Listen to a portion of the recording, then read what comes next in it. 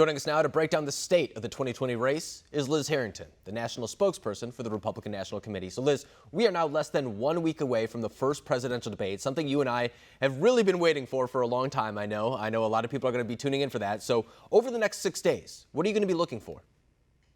Well, I'm going to be looking for where they're going to hide the teleprompter for Joe Biden, because he's certainly going to need a lot of help.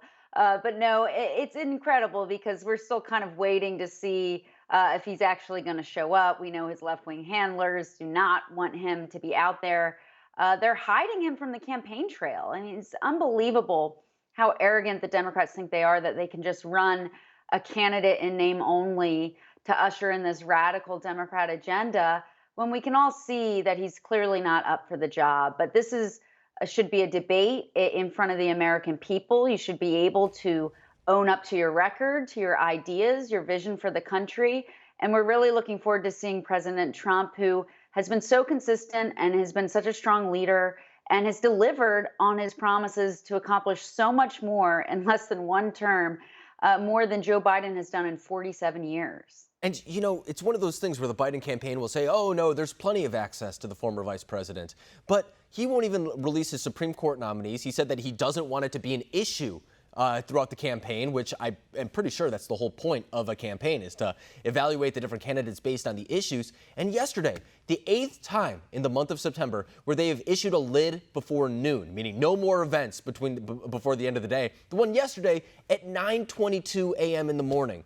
I mean, is this strategy going to hurt them in the long run once they get to debates and when he eventually starts to answer questions?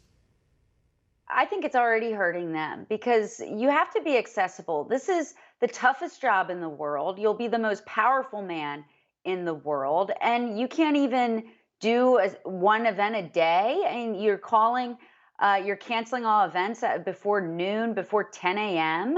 It's ridiculous. And I think voters see through that. And it doesn't just start at, it's not limited to just at the top. It's actually throughout their campaign. They're not door knocking. They're not going out there and trying to win Americans' votes. Democrats think they're just entitled to power. They're just entitled to your vote based on your gender, the color of your skin. We view it completely differently. We say we're all Americans. We want to earn your vote. We want to deliver on promises, and we want to benefit this country for the better by restoring freedom and opportunity for everyone. That we're making our case every single day. Democrats, they're not interested in debate. They're just interested in power, and it shows throughout their strategy, which is hiding their candidate and not working to earn the American people's votes. And Liz, we are 41 days away from the election. And Kamala Harris, for example, was picked as Joe Biden's running mate 42 days ago. And she has not answered any questions from reporters either. I mean, it's something that is clearly an overt effort by the campaign not to put the candidates out there. So what does this tell you? Does that speak to the idea that maybe the Democratic Party and the campaign doesn't think their candidates are good? Or is it the idea that maybe they think that it's more so a referendum against President Trump and they should let President Trump do the talking? Well, I guess it's a couple of different things. It's the Democrats and the media are on the same team. So the media refuses to cover any of these issues. They refuse to even ask the questions. I mean, look at the Senate report released today, where you see the amazing corruption between the members of the Biden family, practically owned by the Chinese Communist Party, Hunter Biden profiting off selling technology to the Chinese Communist Party. Then, of course, Biden himself, who said he never talked with Hunter about his connections with Burisma. Oh, it's there in black and white. He was briefed on this issue. Where's the media? Pounding on his door, asking questions, demanding it. They tried to impeach the President of the United States for what Joe Biden did. They impeached the President of the United States and wasted 3 years over Russia collusion that didn't exist. Hunter Biden got $3.5 million from the wife of the Moscow mayor. There's your collusion. There's your compromised, corrupt politician. It was Biden this whole time. Where's the media asking these questions? So, number one, they're arrogant and they don't believe they owe Americans anything, and they don't need to be honest and transparent. That's why he's not releasing a list.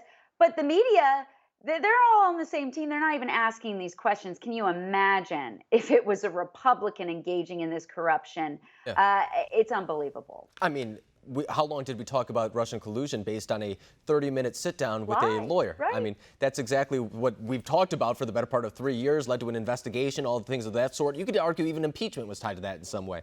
But you bring up the $3.5 million, and I just want to read you this before I let you go. The stories from the Washington Post, the New York Times, CNN, NPR, The Hill, Daily Beast, Wall Street Journal, CBS News, and Forbes did not mention the $3.5 million wire transfer to Biden from the widow of the former mayor of Moscow. So I think that tells you right there all you need to know while making your point about the hypocrisy when it comes to this issue. But Liz Harrington, it's always a pleasure having you on. Thank you very much for joining us tonight.